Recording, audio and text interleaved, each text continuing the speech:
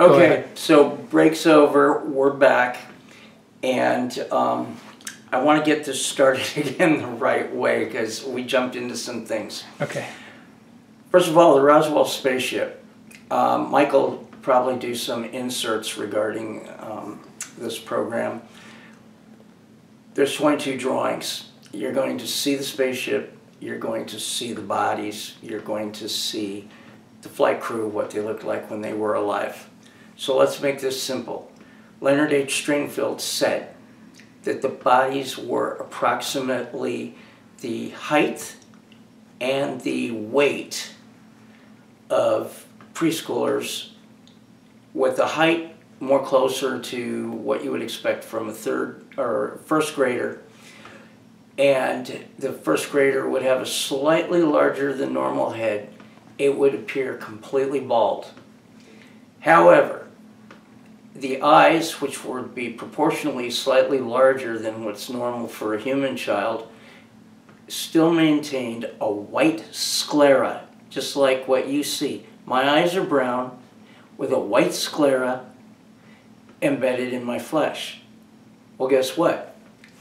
Same was true for them.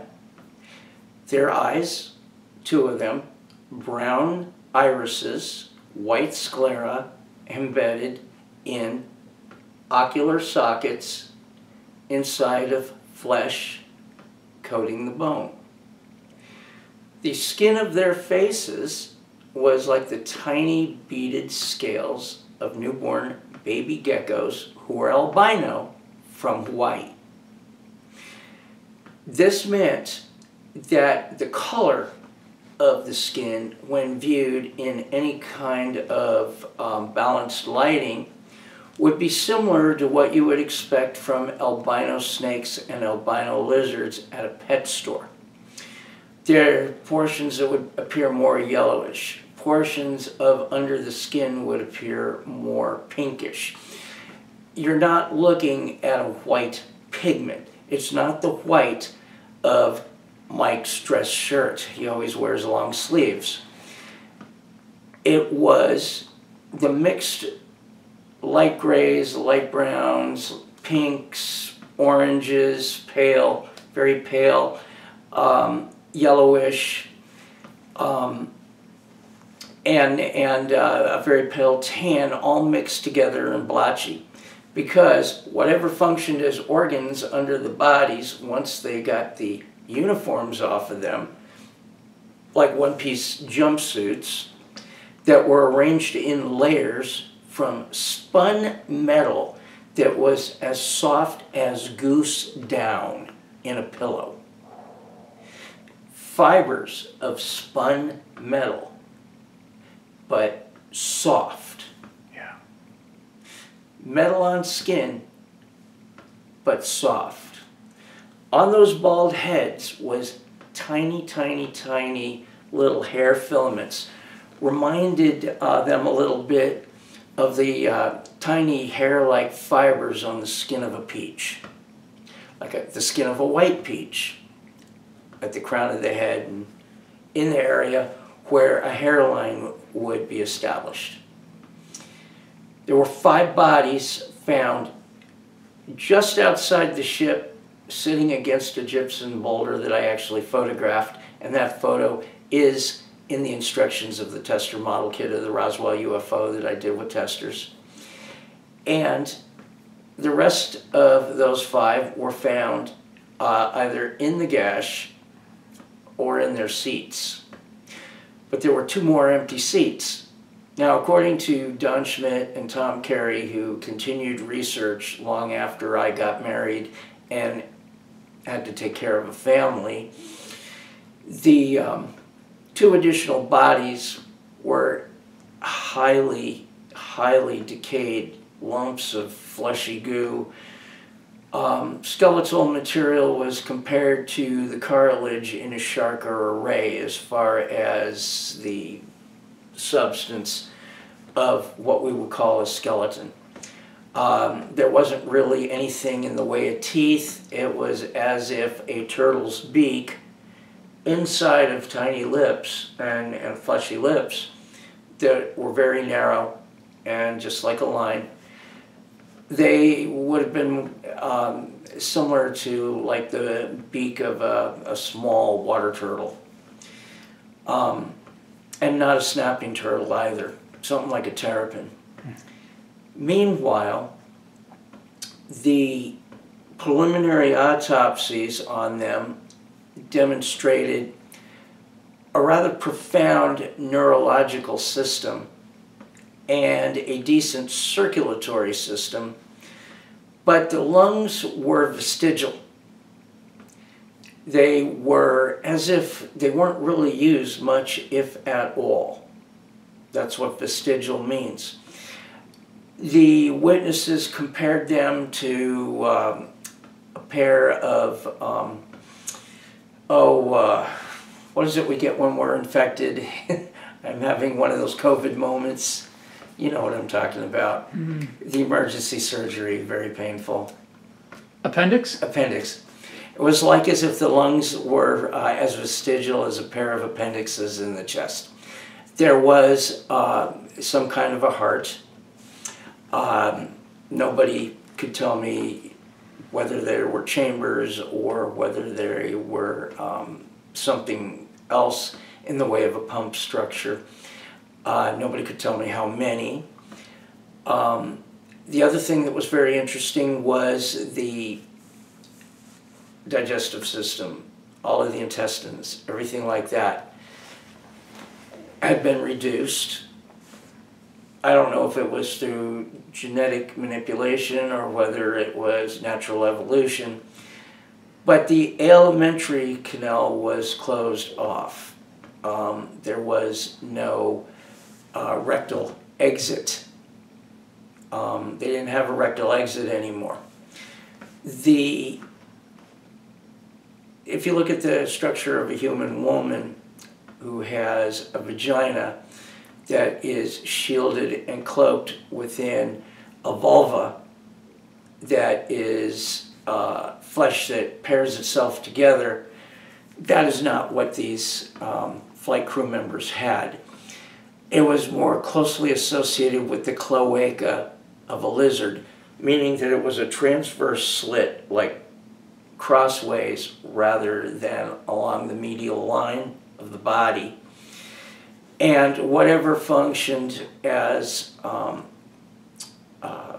any kind of a ureter or a urethra, or basically they could evacuate liquids, and there didn't seem to be any trace of external genitalia, except that other witnesses said that the external genitalia was visible, but it was extremely reduced. But what Len told me was that the genitalia was almost non-existent. Other persons have brought to me a conclusion that all of these so-called gray aliens with the gray skin and various shades of gray, the much larger almond-shaped eyes in proportion to the overall head, the much more expanded cranium, there's a suggestion that they are all females that cannot reproduce. There has never been male genitalia that has been described in gray aliens from my witnesses. Now, the UFO community's got people all over the place, and people are constantly talking stuff, and aliens are always being drawn, especially since Jim Nichols died. He's one of the best illustrators ever when it comes to vehicles and flight crew members. And he simply painted what people told him to paint. Well, that's the forensic way of doing things. I draw only what people tell me to draw. I may create a visual scenario, a rogues gallery, like David W. Chase, another amazing illustrator as far as listening to what the witnesses say. His witnesses are a lot more expanded in their backgrounds than mine. My witnesses are all intelligence community people, military people, and I'm talking all sectors of the military, with the exception of Space Force because it's too new, even Coast Guard. My witnesses are cops. I've got sheriff deputies, I have highway patrolmen, I have police officers. They all just got one request: do not identify me. Leonard Stringfield taught me, don't identify them. You made them a promise, keep it. I get that. They got family, they got descendants. They possibly could run into financial trouble in the future. I don't want any part of that. If somebody tells me something, I keep my promise. If they don't want to be identified, they don't. I will give credit to other artists that I work with. I will give credit to other researchers that, more than credit, I would insist upon credit. Mike Schratt is a partner of mine. I'm not the master and him the Padawan. We work together. He's about, what, 13 years younger than me? Oh well, I'm 61. He's in his 50s. The bottom line is this. If you are going to draw, and do forensic reconstructions of what the witnesses said, you have to be faithful to the witness, and where the witness's descriptions stop, so does your imagination. The only exception to this is when you're like me and you understand the basic structure and textures of mammals, of reptiles, of birds, of amphibians, tetrapods, fish, jellyfish, worms, mollusks, you name it. There are parallels in evolution, and like when the Kecksburg acorn, that tiny pod that was recovered in 1965, Kecksburg, Pennsylvania, body parts were described as an arm with scales. Now that suggests the classic reptilian, but nobody told me anything about a face. But an arm with scales. So I look at lizard arms for guidance. Some of these so-called reptilians seem to represent a structure similar to a theropod dinosaur, but without the feathers. A lot of people exaggerate osteoderms and all of the scutes that the heavier reptiles like the crocodiles and most species of lizards enjoy, in addition to the fancy scales. I try to defancify things and keep that minimalized while verifying that if the witness says it's more reptilian in its characteristics, well, obviously there are going to be scales. But there's a ton of different species of lizards out there, mainly geckos and skinks, whose scales are tiny and smooth, and nonetheless they are scales, but they're reduced significantly in such a manner as to allow for me to take a very conservative approach to an alien that I am illustrating. And when I say alien, I mean an extraterrestrial biological entity. I think the word alien is used a little too much and should be reserved more for humans outside of whatever geographical region that they were born in or raised in or have sworn an allegiance to. The definition of extraterrestrial biological entity is probably more appropriate. But then there's the people who say, well, what if they're not extraterrestrial? What if they're extra-dimensional, but from Earth? Well, I can only work with what I got.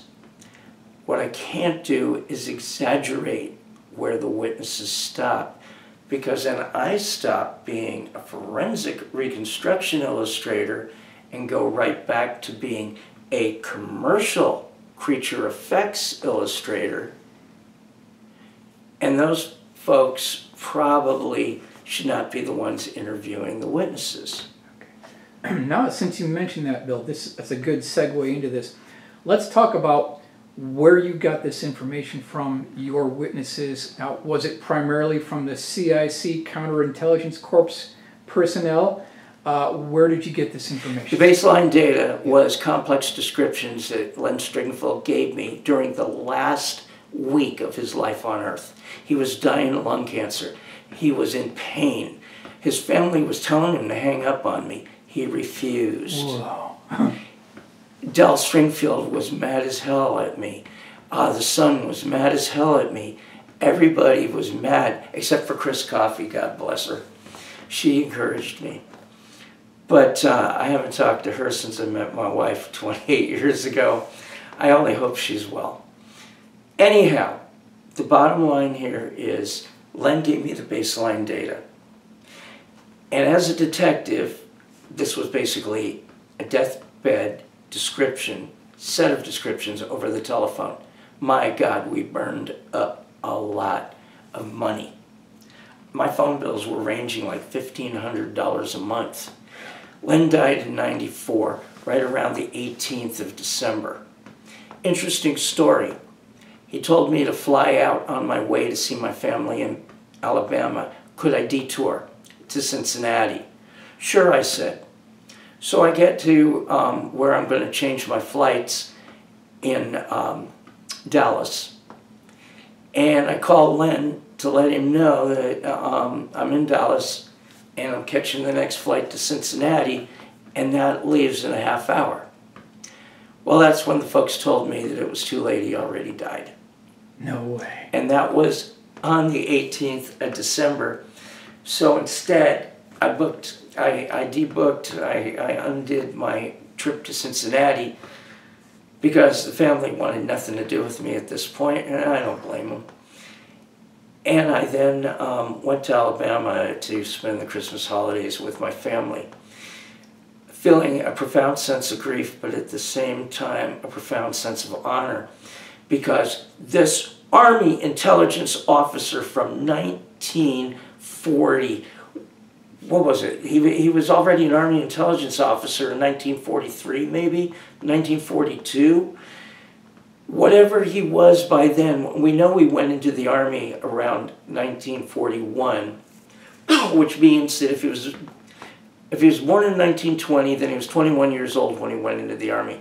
Best guess, he was in intelligence school in 42, and he became an Army intelligence officer, classic Army spy, and was busy working in the field in 1943. Right after the Battle of Iwo Jima in the Pacific, less than 3 days, he was in a C-47 Skytrain, which is your old Douglas DC-3, when they saw three, now in Europe they would have called them Foo Fighters, but these things were different. They were lit up, they were silvery white, and they were pacing the aircraft beyond the reach of its wings as the folks in the passenger compartment were looking out the windows that the Douglas DC-3 had.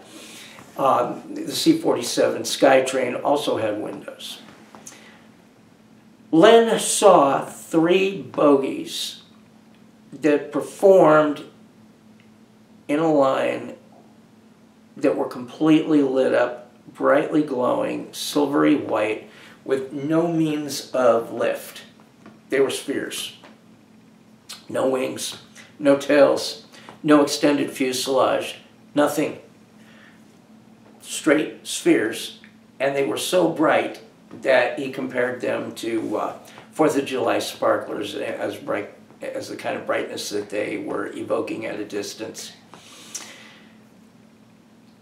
That is when, and that was the moment where the course of his life would go from classic post-World War II Cold War intelligence officer to a person that would collect every piece of data on Foo Fighters, which were over the European countries during the conflicts between the Allies and the Axis, between England and Germany, and between Germany and Italy, and all over Switzerland, all over Spain, all over France, definitely the Netherlands. Those were called Foo Fighters, and they might possibly have been German-constructed drones of some type, because rudimentary electronics was already functioning well in the German factories. Bill, not to get off the subject, but in your professional assessment, why do you think Len's family was so adverse to his research? Okay, first of all, I came in and broke through a barrier that the family had tried to put through when Len answered that first phone call of mine. I introduced him to me, and I said to him, Len, this isn't about people's backgrounds. I just want to know about the bodies and the vessel. That's it. Len was like Mike Schratt with an artist. He was overjoyed, and he was sicker than anything. Wow. His family were in grief, and he wasn't even dead yet. Ooh. I was an intruder. Okay. Emotionally, I had to make a decision. This might possibly be the most important interview of my life. He was cooperating, and his family was banging their heads against the wall. They were enraged. And day after day, for 5 or 6 days, Len and I talked once, sometimes twice a day. So that's my baseline. So then Frank Kaufman, the great liar, describes the same description of the flight crew that I just gave you. Mm-hmm.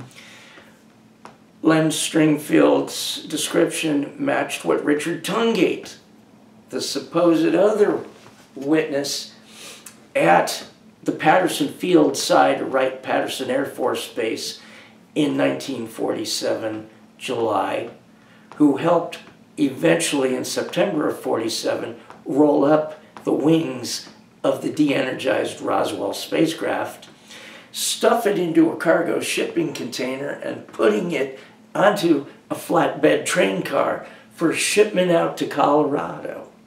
Bill, can we go back just 1 second and talk a little bit more about Frank Kaufman, his background, and what was his relation with the crash retrieval operation? Okay, there were 9 guys Okay.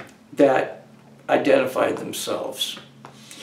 I don't know what the total roster was, but the United States Army Counterintelligence Corps was separate from Wild Bill Donovan and his Office of Special Intelligence, the OSS. There was no OSI in those days.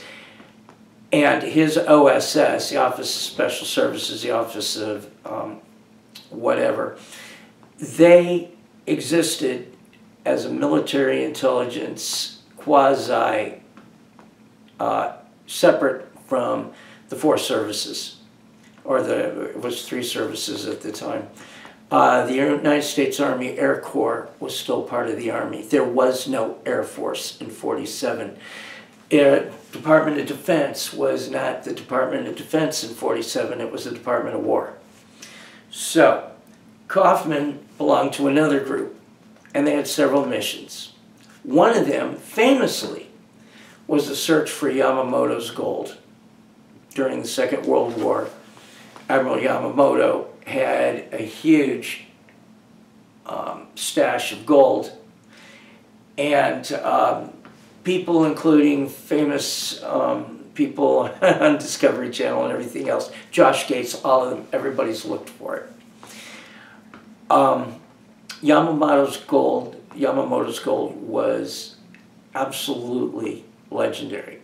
But their other more important mission was they were the security, the special security agents, functioning in a manner similar to what the United States Air Force Special Police, all of whom have special operator training. They are part of JSOC. And those guys were trained to protect Project Manhattan, the atom bomb development program. And there were at least 9 of them. Frank Kaufman was kind of sort of the leader of the group. He had the permission to wear a colonel's uniform, a master sergeant's uniform, or civilian suit and tie as he saw fit. Did he outrank Sheridan Cavett? Oh, absolutely. He did, really? According to what he said. Wow. His exact words to me were, Sheridan Cavett works for me. Whoa. And we all report to General Clements McMullen and Generals Martin F. Scanlon at the Pentagon. That's what Kaufman told me. Okay. General Martin F. Scanlon, General Clements McMullen. They were the bosses of the United States Army Counterintelligence Corps. And these guys were collectively the best possible trained observers that would know how to describe an airplane, a spaceship, a rocket, or an atom bomb casing. Every one of these men was hardened World War II veterans of combat. Every one of these men, right down to the ones pushing brooms in the hangars, had come back from the Second World War well-blooded. Nobody at the 509th was a buck private. Every one of them had more knowledge of the function, structure, textures, fasteners, and interior and exterior manufacturing details of an airframe or the outside of an aircraft's fuselage or wing form than these men of the 509th Atom Bomb Group, Roswell, New Mexico, from after the Second World War ended into 1947 and even into 1948, when suddenly, in 1948, with internal changes that were suddenly happening as early as September of 1947, the United States Department of War was about to go bye-bye. It was about to become the United States Department of Defense. All of the farmland between Patterson Field and Wright Field in Ohio was bought up by the United States Army Counterintelligence Corps and the United States Department of War, and consolidated in one gigantic, sprawling Air Force base that famously became the Wright-Patterson Air Force Base. And it became the home base for Strategic Air Command, who was officially incepted early in 1948. And that's where you get guys who became the holy terror of the United States Air Force. General Curtis LeMay and General Hoyt Vandenberg. These guys, they took every asset, air asset that the Army had, and became the United States Air Force. And suddenly we were building airplanes faster and better. And who did they bring in? Some guy by the name of Clarence L. Kelly Johnson. Now, Curtis LeMay was not a big fan of Kelly Johnson's, and he didn't like Project Oxcart a decade later. He wanted all of the Defense Department money under McNamara to be spent on a certain bomber called the B-70, the Valkyrie.